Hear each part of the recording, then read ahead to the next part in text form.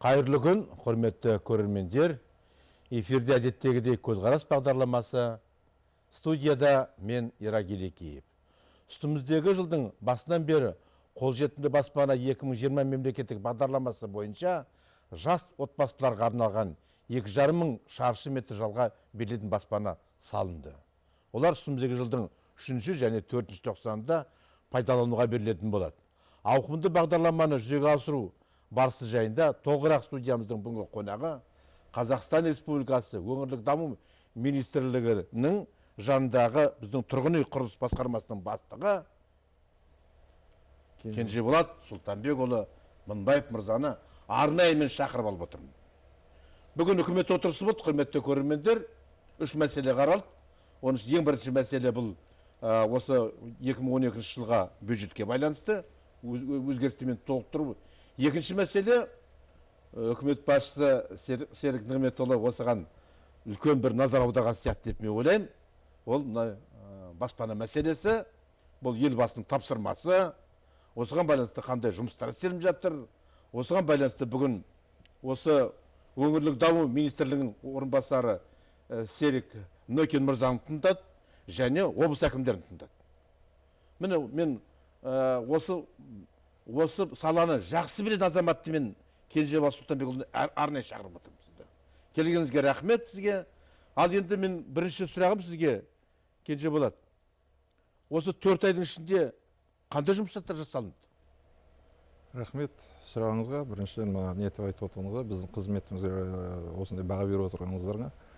Расында бүгін міне өзіңіз айтып отырсыздар, ең күрделі бір мәселе бүгінгі тұрған ол тұрғын үй мәселесі. Ол негізінде әр отбасының осы жағда басында келіп отыр. Балалары бар дегендей, інілері бар. Енді былай айта кетсек, қорытындысын 4 ай бойынша бүгін өтіп кетті. Енді өткен жиналыста айтылды, үкіметтің былтырмен салыстырғанда 110 миллиард теңге инвестиция тартылды.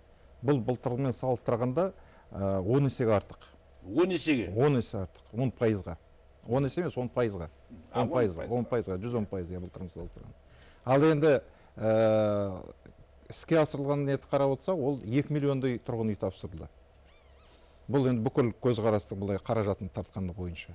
Ал өкіметтің бұлай қаражаты бойынша мемлекеттік, бұл енді жергілікті атқарушы бүкілінің қарағанда бұл 10%-дай тапсырды. Ол 190 мыңдай шаршы метр тапсырды.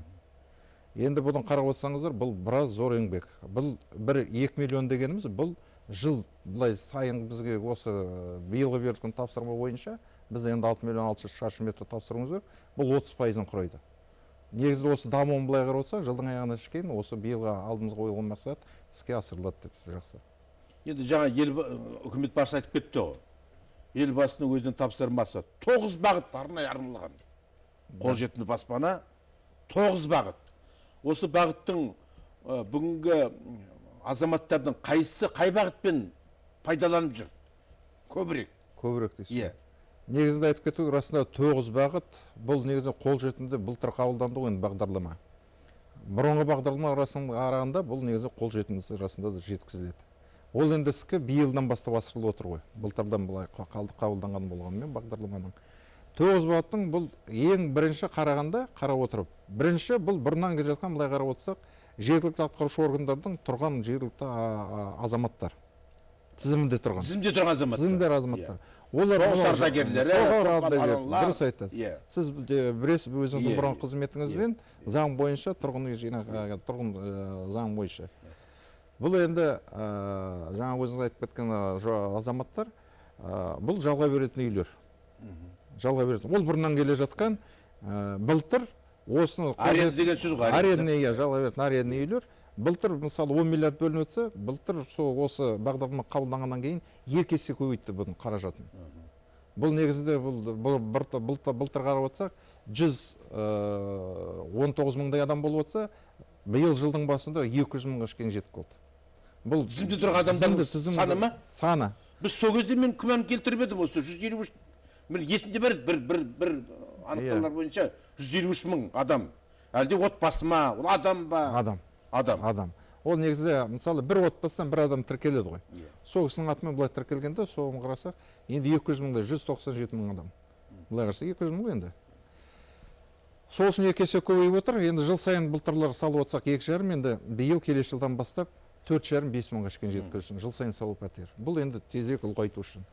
Екінші, бұл негізінде былтыр елбасының өзінің тапсырмасы бойынша осы қолжетімді баспананың ішінде жаңа бұл бағдарламаның былай бағыты ол жас отбасыларға арналған. Бұл енді жаңа өзіңіз айтып кеттіңіз, мына осы студияда бүкіл жерде де жастарымыз бар, сол жастарға арналған. Мына біздегі журналистердің көбісі панасыз жүр. Нағыз елбасының тікелей саясатын жүріп жүрген азаматтар. Дұрыс айтасыз. Көбісі де жоқ. Дұрыс айтасыз. Алатын ақшасы да онша көп емес, шын айтсам. Сол үшін мен осы жеткіздім, мына президент әкімшілігінің жетекшісіне осы мәселені. Жеткізсеңіз, ол енді іске асырылып отыр. Биыл былтырдан бұл енді жаңа бағыт қой. Биылдан бастап іске асырылып отыр. Іске асырылатын енді жылдың аяғында бірінші жемісін көреміз дегендей. Бұл жерде енді бұрын енді жинақ банкінде енді әрмен тағы айта кетеміз ғой. 3 жылдан қазір өзіңіз айтып кеттіңіз ғой. 3 жылдан жинап 50% енді ол әр адамның қолынан келе бермейді. Расында да қиын жинау. Ал енді мына жерде көзделіп отырған бұл 8 жыл. 8 жылға жалға беріледі. Мысалы жас отбасы болса, тізім бойынша мысалы жаңа пәтер жинақ банкі арқылы 8 жылға беріледі. Телефон сұрақ бар екен қазір, содан кейін ары қарай жалғастырайық. Тыңдап отырмыз, құрметті көрермен. Айта беріңіз. Айта беріңіз. Саламатсыздар ма? Уалейкум салам. Мен сұрағым мынандай еді сіздерге. Өте қуаныштымын осындай жаңағы бағдарламаны қозғап тұрғандарыңызға. Біз 29 жасқа толмаған жас отаулар бойынша берілетін үйлер бойынша Іле ауданында кезекке тұрдық. Басында документтеріміздің бәрін өткіздік, төлқұжаттарымызды керекті. Енді мен сұрайтыным, қаншалықты біз жаңағы кезекте тұрмыз, қалай білуге болады оны? Ала аламыз ба біз осы үйге? Біз негізі осы үйге қатты сеніп тұрмыз да, соны білгім келеді. Кімнен білуге болады? Жоқ, бізге біріншіден кім салып жатыр ол үйді? Ол үйді осы өзіміздің өкімет бойынша, жаңағы бағдарлама бойынша салынып жатыр. Мына тұрғын үй жинақ банкі арқылы емес па? Жоқ, ондай емес. Бізде жаңағы жас отауларға берілетін. Жас отаулар әкімшіліктің. Рахмет сізге сұрағыңызға. Түсінікті. Негізінде бұл біріншіден бүкіл үйлерді салатын әкімшілік. Жас отбасылар болсын, жаңағы жинақ банкі арқылы болсын, бұның бәрін салатын әкімшілік. Тек қана мынау жаңа құрылыс корпорациясын айтып кеттіңіз ғой, бүгін естідік өкіметтің отырысында да. Бұл корпорация ғана өзі салады. Өзі салады, өз қаражатына, содан кейін тапсырылады, оны енді әрмен қарай бөлгенде әкімшілік бөледі. Оған әрмен қарай тағы тоқтаймыз. Самұрық қазынашы. Самұрық қазына ол да өзінің қаражатына салады. Оны жаңа айтылып кетті. Енді мынау мен жаңа бағыттарды айтып отырмын да. Енді жаңағы мына айтып кеткен қарындасымыздың жаңа сұрағы бойынша. Бұны біріншіден жаңа өзіміз айтып кеткенде біріншіден әкімшіліктен біледі. Жергілікті әкімшілік салғаннан кейін жергілікті әкімшілік соны тіркейді, тіркегеннен кейін соны беріледі. Соны солардың ортасында жаңа бөледі. Бөлгенде ол жаңағы бүгін айтылып кеткен жаңағы жинақ банкінің да төрағасы айтып кетті, төрайымы. Негізінде біраз әкімшіліктер әлі қол қойған жоқ қолдарына. Келісімшілік шарт бойынша соглашение жаңа банк арқылы, сосын өздері соның ережесін істеу керек. Ереже негізінде берілген жобасы. Енді соны талқылап, әр ауданда, әр облыста өзінің нелері бар, бүкіл бөлек ереже дегендей. Өзінің нелері бар. Соған қарағанда бір жерде баға мысалы жалға берілетін бір болады, екіншіде екі баға болады. Ол негізі ол жаңа құнына байланысты, тұрғын үйдің тағы басқа да факторларға байланысты. Содан беріле кеткенде бірінші барып сол жергілікті қай жерде жаңа Іле ауданды болса, Іле ауданның әкімшілігінен білу керек. Сол жерде.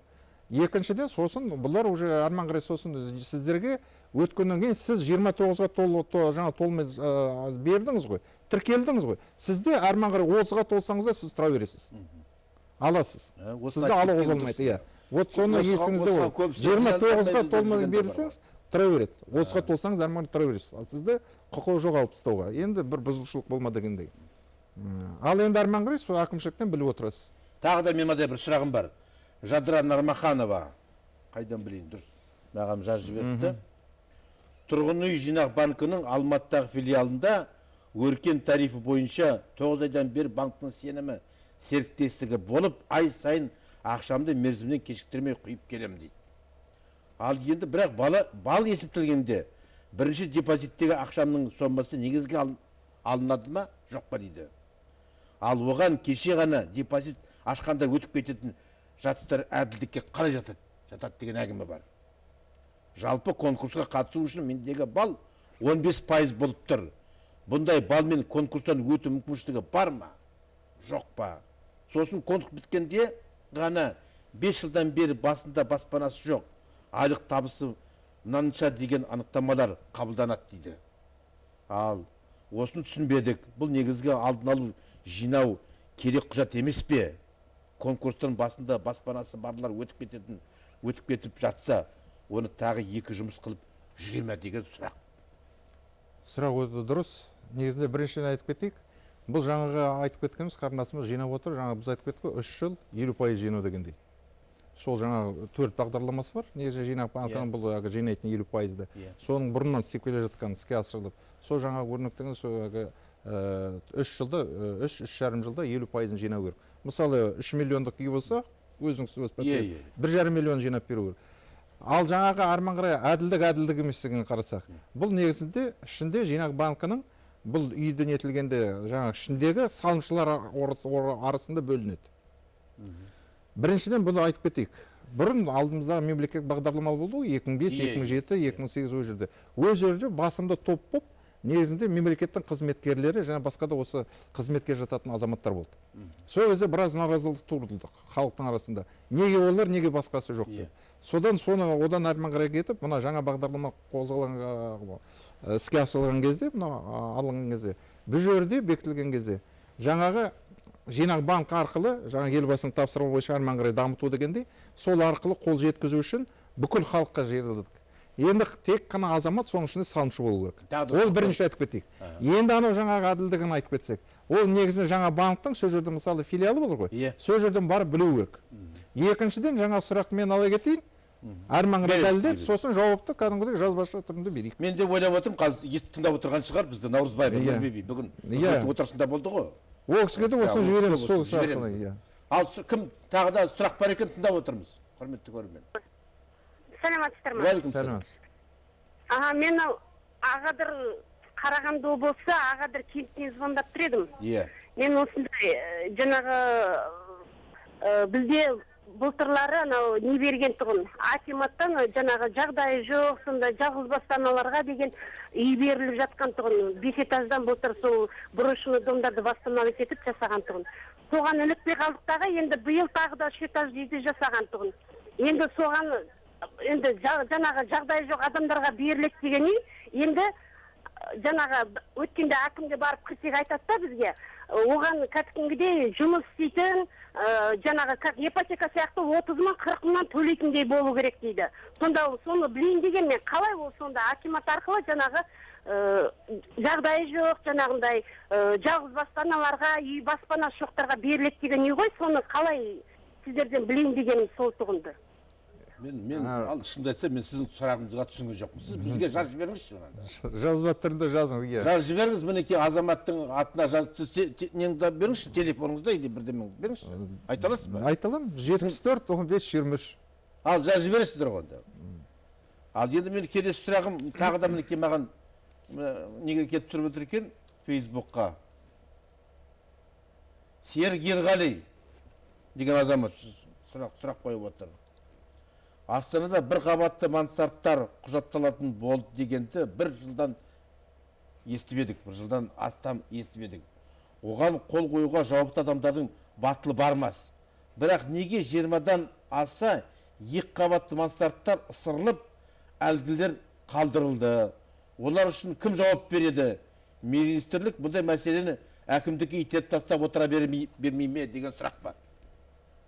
Негізінде бұл мансард дегеніңіз өзіңіз білесіз. Біріншіден, бұны айта алдында, айта кетік, өзіңіз білесіз, үлескерлігінің мәселесі қалай. Кезінде. Кезінде, ол әлі шешіліп бітті. Соның ішінде осы мансардтар бар.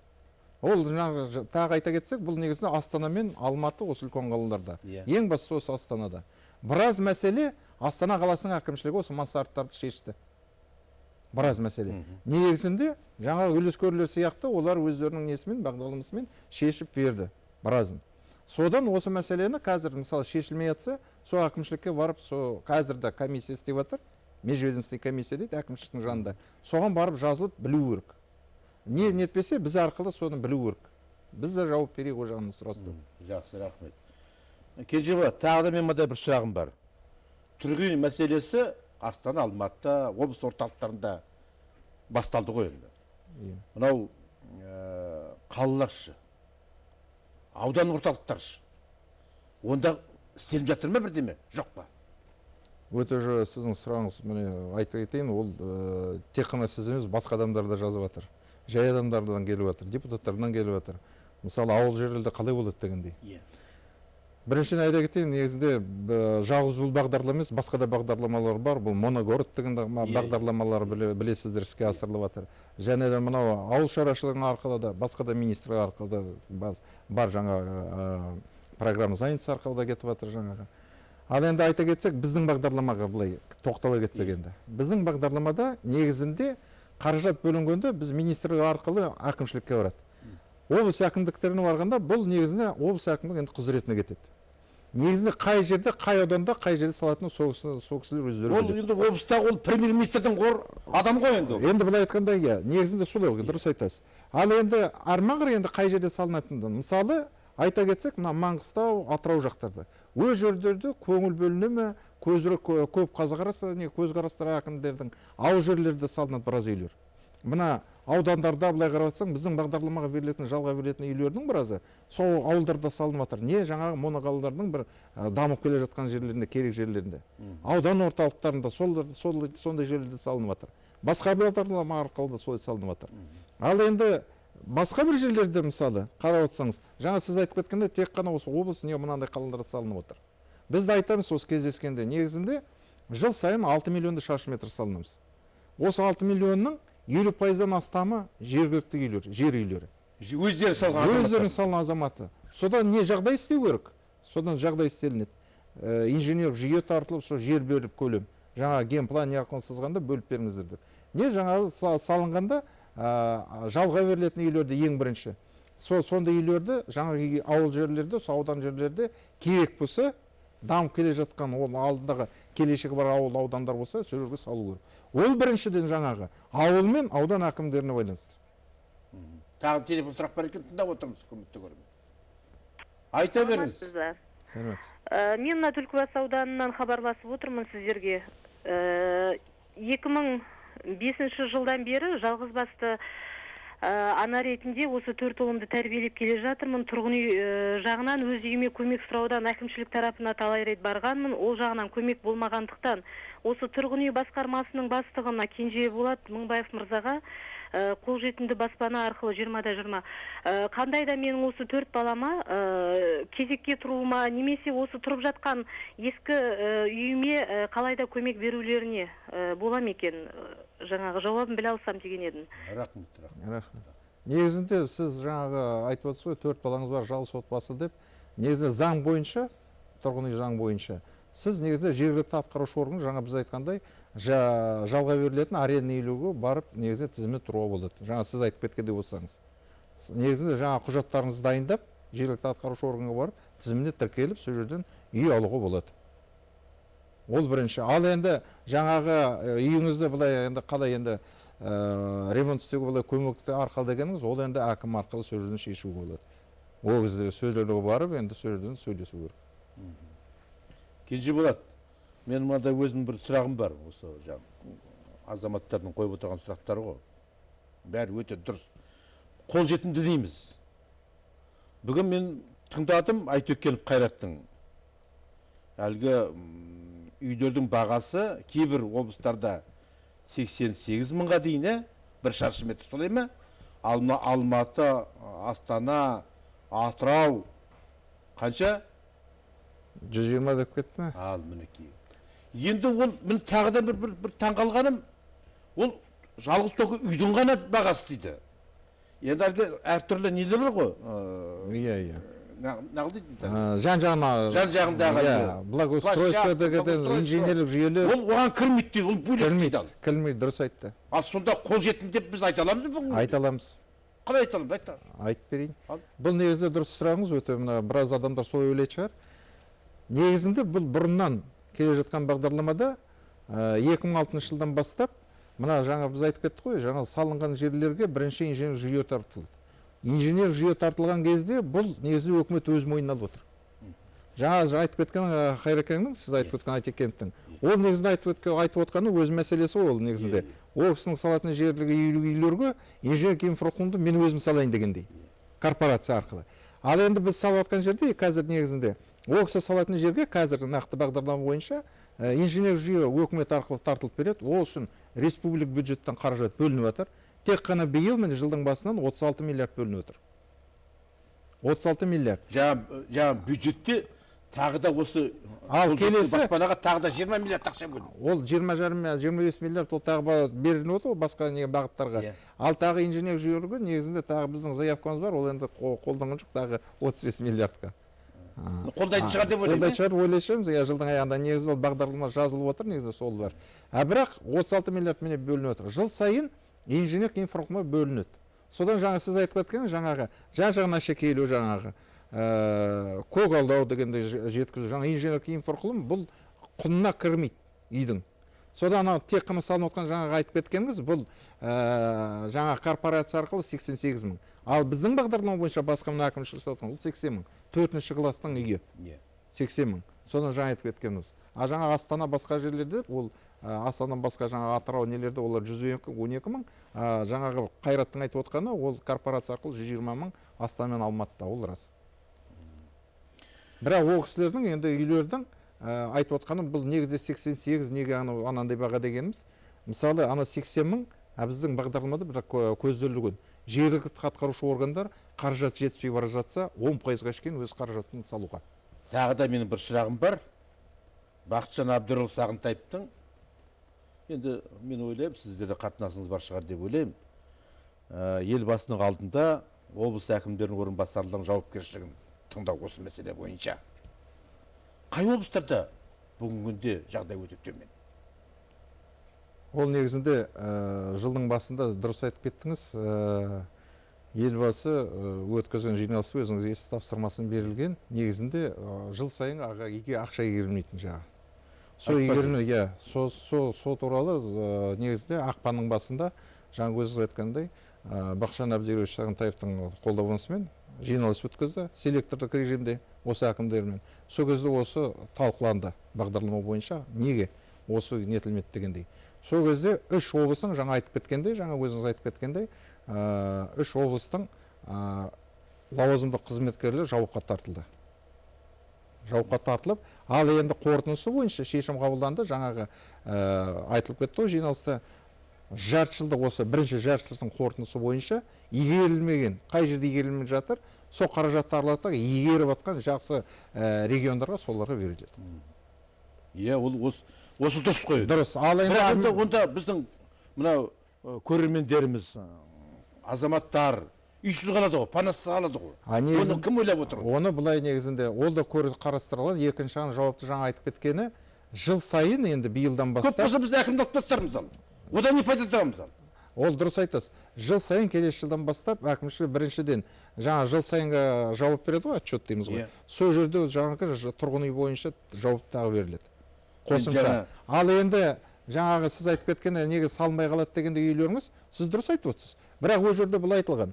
Енді әрмен қарай қосталса. Мысалы қаражатты республика алып кетсе, жергілікті орган өзінің қаражатынан тауып тұрып, үйді сал. Солай деп. Жаңа біз Кенжеболат, біз ойлап едік, жаңа айтылған облыстардың әкімнің орынбасарларын шақырайық деп едік. Бірақ біреуде телефон алған жоқ. Мен бұны неге айтып отырмын, құрметті көрермендер? Бүгін үкімет басшысы Серік Нығметұлы бүкіл облыс әкімдеріне тапсырма берді. Енді болашақта халық сіздерден сұрайды деді. Бұл елбасының тапсырмасы.